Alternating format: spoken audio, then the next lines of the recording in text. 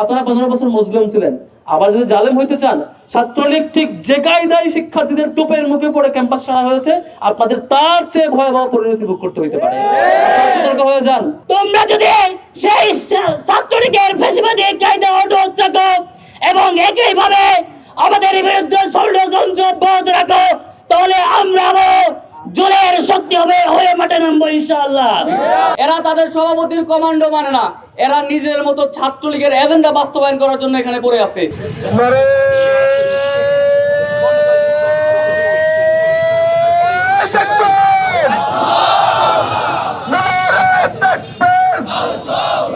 গতকাল হামলায় আহত শিবির নেতারা আজকে হুইল চেয়ারে করে বসেই তারা আজকের এই বিক্ষোভ মিছিলে অংশ নিয়েছেন এবং গতকাল দফায় দফায় ধাওয়া পাল্টা ধাওয়ার পর শিবিরের বেশ কয়েকজন নেতাকর্মী আহত অবস্থায় তাদেরকে হাসপাতালে ভর্তি করা হয় এবং আজকের এই গতকাল হামলার প্রতিবাদে যে বিক্ষোভ মিছিল, সেই বিক্ষোভ মিছিলে তারা হুইল চেয়ারে বসে আজকের এই বিক্ষোভ মিছিলে অংশ নিয়েছেন। তারেক রহমান ক্ষমতা আসার পরে মিষ্টি মিষ্টি আলাপ দিচ্ছেন, সুন্দর সুন্দর কথা বলছেন। রাকিব ভাই দেখা হলে বলেন যে আমরা এখন ভালো রাজনীতি ফলো করার চেষ্টা করছি। আলুর মূল্য বুঝে কিন্তু মানুষের মূল্য বুঝে না, মানুষের রক্তের মূল্য বুঝে না।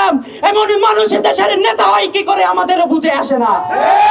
ঢাকা পলিটেকনিক ইনস্টিটিউটে ছাত্রদল কর্তৃক শিবিরের উপর হামলার প্রতিবাদে বিক্ষোভ মিছিল করছে বাংলাদেশ ইসলামী ছাত্র শিবির ঢাকা মহানগর উত্তরের নেতাকর্মীরা। এখানে উপস্থিত রয়েছেন ডাকসুর জিএস এবং শিবিরের কেন্দ্রীয় নেতৃবৃন্দ এবং তার পাশাপাশি ঢাকা মহানগর উত্তরের ব্যাপক সংখ্যক নেতাকর্মী আজকের এই বিক্ষোভ মিছিলে অংশ নিয়েছেন।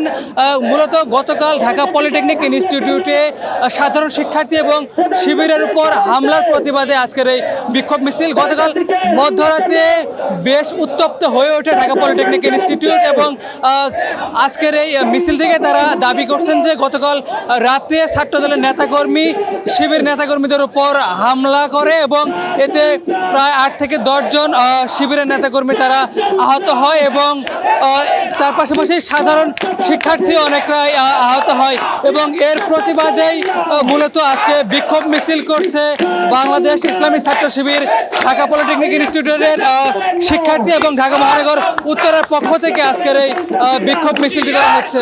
আমরা ক্যাম্পাসের সবাই তারাবি নামাজ পড়ে খাওয়া দাওয়া করে ঘুমাই গেছিলাম প্রায়।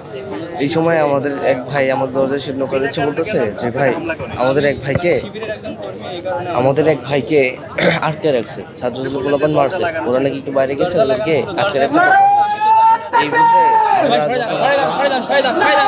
আমি ঘুমিয়েছিলাম, দরজায় আসি মানে জোরে বাইরে দিয়েছে, ঘুম থেকে উঠে দেখি ওরা আসি মানে ঘুম থেকে দরজা খুলে দিতে গেলে ওরা আমাকে আক্রমণ করা শুরু করে দিয়েছে।